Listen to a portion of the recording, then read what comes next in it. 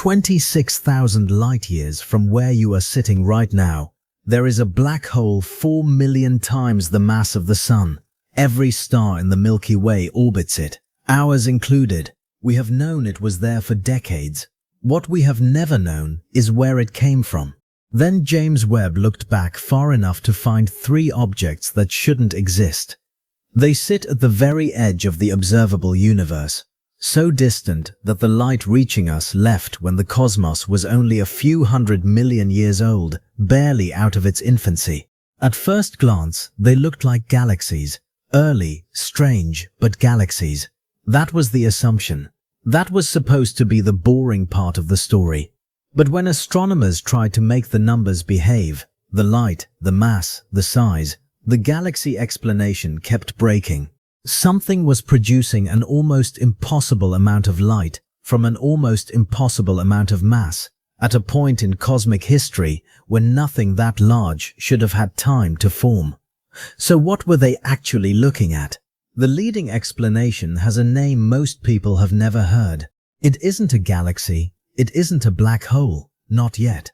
It's something that, until Webb, existed only on paper, an object powered not by fusion, but by the annihilation of dark matter itself. Astronomers call it a dark star, and it doesn't just solve a paradox about 3 faint smudges of light. It rewrites where the black hole at the center of our own galaxy came from. This is the story of what Webb might have caught in the act, and the black hole holding this entire galaxy together didn't build slowly over billions of years the way we assumed. It happened once, in the dark, the way this theory says it's about to happen again somewhere else, right now, and we would have no way of knowing. When Webb launched, its job in the early universe was supposed to be confirmation, not contradiction. Astronomers already had a model for how the first stars ignited, how gas collapsed into structure, how galaxies slowly assembled out of chaos. Webb was meant to point its mirror at the deep past and fill in the details. That is not what happened. Instead, Webb kept finding galaxies that were too mature, too massive, too orderly for how early they appeared. The infant universe was supposed to be a rough place.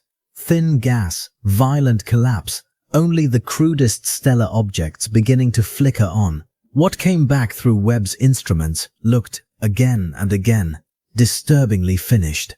To understand why that's a problem, you need the textbook version first. The first generation of stars, astronomers call them population 3 stars, formed out of nothing but hydrogen and helium, the only elements the Big Bang had left behind. Gravity pulled the gas inward until it ignited, reaching perhaps 100 to 150 times the mass of the Sun before burning out within a few million years. The 3 objects Webb flagged do not fit that story in any of its versions. They were pulled out for closer study in 2023 by a team that had been waiting 16 years to find exactly this. The candidates sit near regions once catalogued as some of the earliest galaxies ever observed, JD1, and neighbors of Maisie's galaxy, placed by redshift deep inside the universe's first few 100 million years. The trouble is their brightness.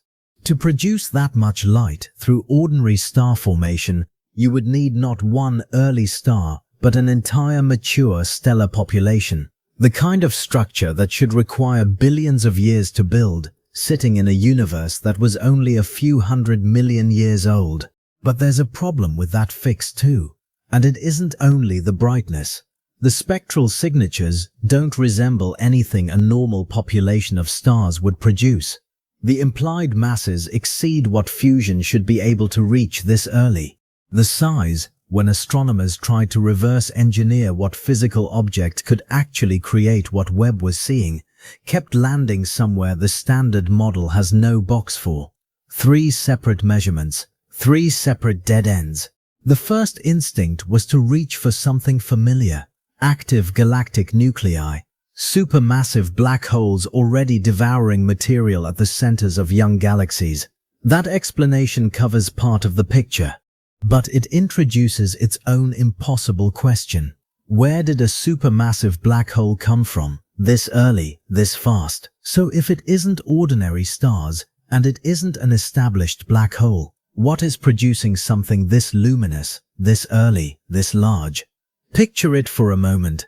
You are looking across 13 billion light-years of empty space, a distance so large that if this signal were a letter mailed to you, it would have left before Earth existed, before the sun had finished forming, and only now, after crossing the entire history of everything, arrived in your mailbox.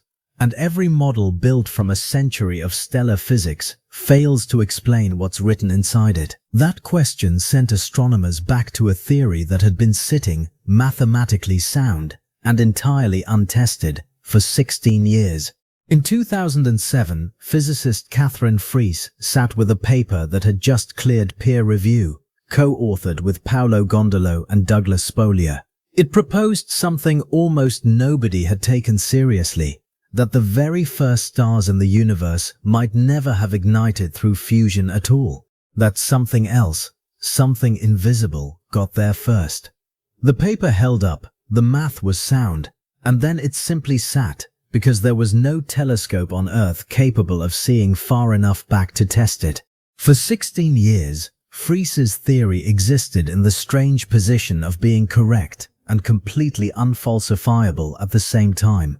By the time Webb launched in December 2021, Freese had stopped expecting to see it tested in her career at all. The paper had been cited, discussed at conferences, occasionally revived in a graduate seminar as an elegant curiosity, and then set back down. Then Webb came online, and her forgotten idea suddenly had a target. Here is the argument, plainly. In the early universe, dark matter was not spread thin the way it is today. It was clumped, dense, packed into the very same regions where ordinary gas was collapsing under gravity. Dark matter is believed to come in a form called a WIMP, a weakly interacting massive particle, and when a WIMP collides with its own antiparticle, it annihilates, releasing energy. Imagine standing in a gently falling rain, feeling one drop land every few seconds. Now imagine that same rain falling so densely it becomes a wall of water, every square inch struck constantly.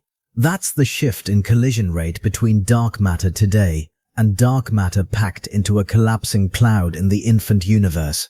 Collisions that would take years to happen even once nearby were happening constantly, everywhere inside that cloud, all at once. Normally, a gas cloud collapses until its core gets hot enough to ignite fusion. That's how every star we know of turns on. But if dark matter annihilation is already flooding that cloud with heat before fusion ever gets the chance, the outward pressure holds the collapse back. The cloud doesn't compress into a dense furnace, it inflates. What forms isn't a star in any conventional sense. It's something enormous, diffuse, and, by stellar standards, almost cool, held up entirely by the energy of dark matter destroying itself from the inside. The scale of that is difficult to hold in your head, so build it in steps. Our sun is one solar mass, the baseline, the familiar unit everything else in this story gets measured against. A population 3 star, one of those first violent giants, could reach roughly 150 solar masses. That already sounds close to the ceiling of what a star can be. But it isn't. The most massive star ever confirmed in the modern universe, a blue giant called R136A1, comes in at around 200 solar masses, and even that number, astronomers now believe, still isn't close to the actual answer. A dark star could grow to 1 million solar masses, a radius wider than Earth's entire orbit around the Sun. Not a star you could stand near. A star large enough to swallow our solar system whole and still have room left over, made almost entirely of ordinary gas, held aloft by something we cannot see and have never directly detected. It would be the largest single object the universe has ever produced, and it isn't self-sustaining. A dark star consumes whatever dark matter continues to flow through it, and the instant that supply runs thin, it goes dark. This was never a stable object. It was always living on borrowed time. The physics wasn't fringe. It followed directly from WIMP models that were already mainstream in 2007. It simply had nowhere to point until 3 objects showed up in the Webb catalog that looked, to Freese, uncomfortably familiar. If you were to fall toward one of these objects while it was still alive, you would not find a surface or a core hot enough to burn you, the way a normal star would end you long before you got close. You would fall through hundreds of millions of miles of thin gas, feeling almost nothing, until, at the very center, you reached a region flooding with heat that isn't coming from fusion at all. Heat with no fire behind it. Heat from matter destroying itself in silence. The 3 objects had already been logged as candidates for some of the earliest galaxies ever observed. That alone made them interesting. But something about them didn't sit right, even inside the galaxy explanation. On Freese's own team, one researcher spent weeks running the galaxy model against the data, trying to make thousands of individual stars, spread across a young forming structure, account for what Webb had measured. Late one night, after another version of the model came back strained, the light distributing wrong, the spectral shape refusing to cooperate, she tried something almost out of frustration. She stripped the model down to a single object, one light source, not a galaxy at all. The plot resolved almost instantly. The luminosity fit. The spectral shape cooperated. The impossible size stopped being a problem and became instead a number the 2007 paper had already predicted 16 years early. And everything changes once again. A theory published with nothing to test it against had just described exactly what Webb was looking at. But consistent with is not the same as confirmed. A significant portion of the astronomical community still isn't convinced it's a dark star at all. Others believe these are simply unusually compact early galaxies our models haven't fully accounted for yet. Neither explanation is being made in bad faith. The scientists who land somewhere other than dark star are working from the same 3 objects, the same data, and arriving somewhere different, and that disagreement is exactly what a healthy field of science looks like. There's also a problem inside the dark star model itself, one its critics raise consistently. An object this large, this diffuse, held up by heat rather than pressure from fusion, should be prone to breaking apart under its own gravitational instabilities, fragmenting into smaller, more ordinary stars rather than holding together as one enormous structure. Freese's team argues the dark matter heating is steady enough to prevent that fragmentation. If they're wrong about that, the entire structure never holds together long enough to become anything Webb could have seen. The problem is that current observations cannot cleanly separate any of these explanations from each other. What would settle it is a very specific piece of evidence, a spectrum detailed enough to read the chemistry of what's actually producing the light. A star powered by hydrogen fusion, or a galaxy full of them, produces helium as a byproduct, and that helium leaves a signature in its spectrum. A dark star doesn't fuse hydrogen. If the theory is correct, that helium signature should be missing or dramatically suppressed. Point NASPEC at one of these 3 objects for long enough, and the spectrum either shows that signature or it doesn't. That single absence is the difference between a footnote and a rewrite of the textbook. If dark stars are real, the first thing they resolve is a problem Webb has been quietly generating since its very first deep field images came back. Astronomers call it the too many, too early problem, and for 2 years it has not gone away. The standard model of structure formation predicts a universe that builds itself patiently, small things first, larger things much later, with supermassive black holes and mature galaxies taking billions of years to assemble.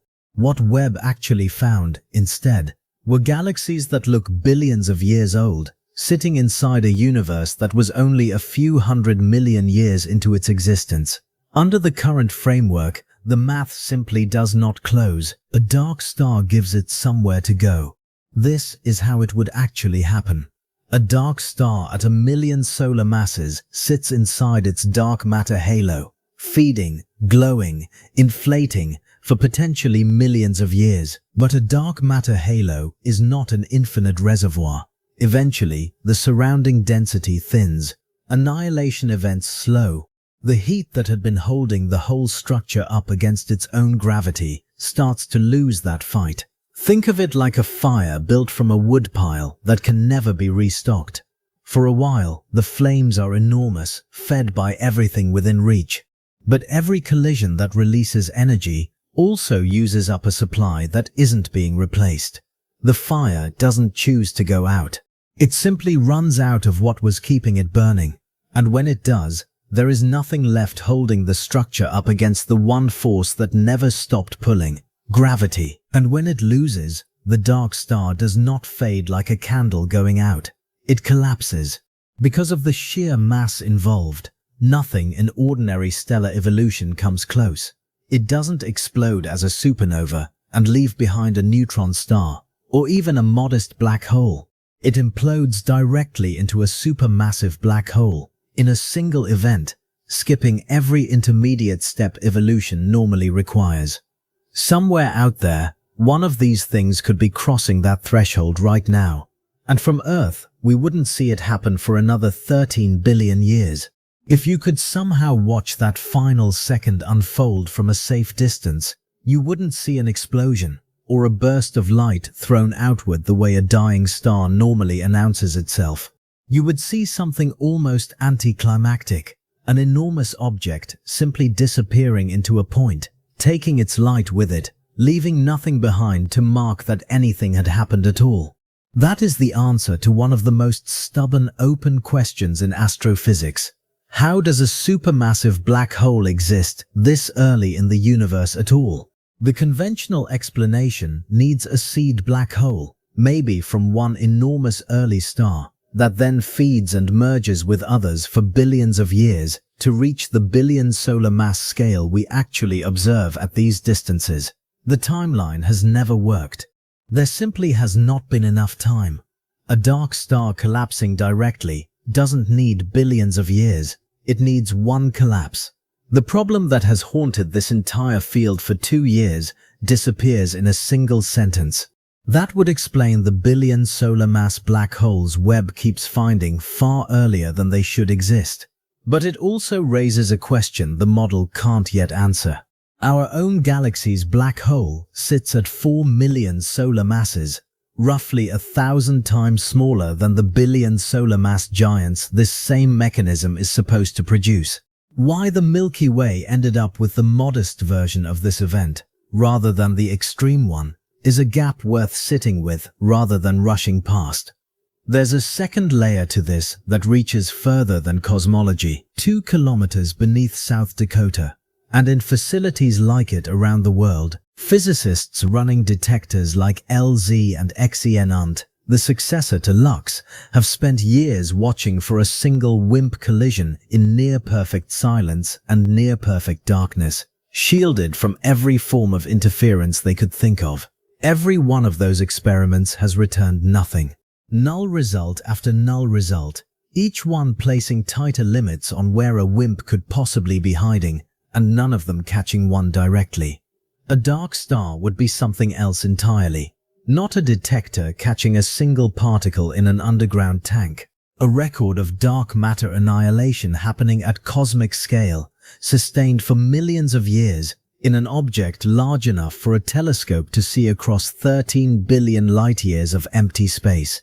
The universe would have already run the experiment no laboratory on Earth will ever be able to replicate. We just have to learn how to read it. The theory is mathematically sound. The candidates are real, sitting in the Webb catalog right now, waiting. What's missing is the single observation that would settle it, and the instrument capable of taking that observation already exists. NIRSpec, pointed long enough at one of these 3 objects, could read whether the helium fusion signature is there or absent. It's the difference between glancing at a light from across a football field and being close enough to read the label on the bulb. Webb has already done the glancing. NIRSpec is what gets it close enough to read the label. The obstacle was never the technology, it's time. These objects are faint and impossibly distant, and pulling a clean enough spectrum from them means hours of observation time that has to be fought for against every other high-priority target competing for the same schedule. Part of what the 2023 paper argued for wasn't just the theory. It was that these three objects deserve that fight, that dark stars belong in the conversation as a real competing explanation, not a curiosity in a footnote. And the ground is shifting. A few years ago, dark star, in a serious observational discussion, would have been treated as speculative noise. What changed is that the anomalies are real, and the conventional explanations keep arriving with their own loose threads. When the standard answers stop closing the case cleanly, ideas that were shelved get reopened. The extremely large telescope, coming online later this decade, will have the resolution to tell whether these are single objects or tightly packed star clusters mimicking one, settling in a single observation, one of the strongest objections to the dark star interpretation. But telescopes take years to build, and observation time has to be won, not requested. These three candidates have already waited a decade and a half for someone to take them seriously. They may have to wait again. And these three objects are not isolated.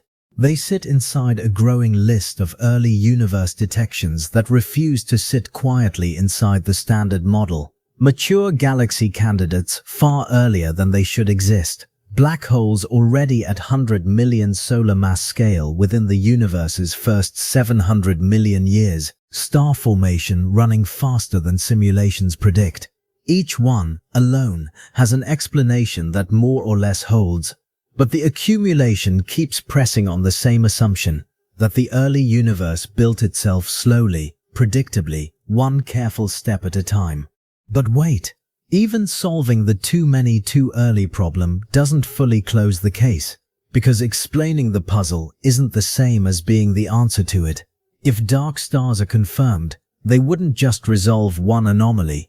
They would offer a single mechanism that makes sense of several at once. If they aren't, the too many too early problem stays exactly where it's been for 2 years, unsolved, and getting worse with every new deep field image Webb sends back. Return for a moment to where this started. 26,000 light-years from where you are sitting, a black hole 4 million times the mass of the Sun holds an entire galaxy in orbit around it. Every star, including the one keeping you alive, tracing a path set by something we have never been able to explain. These three objects, too bright, too early, too large for anything in the standard story, might be the answer nobody was looking for anymore. Not a slow, gradual build-up across billions of patient years, one collapse. One object that spent its dark matter down to nothing and fell into itself all at once, skipping every step evolution was supposed to require. The universe ran that experiment 13 billion years ago, in the dark, with no one watching. We may have only just found the footage, and we still don't know how the story ends.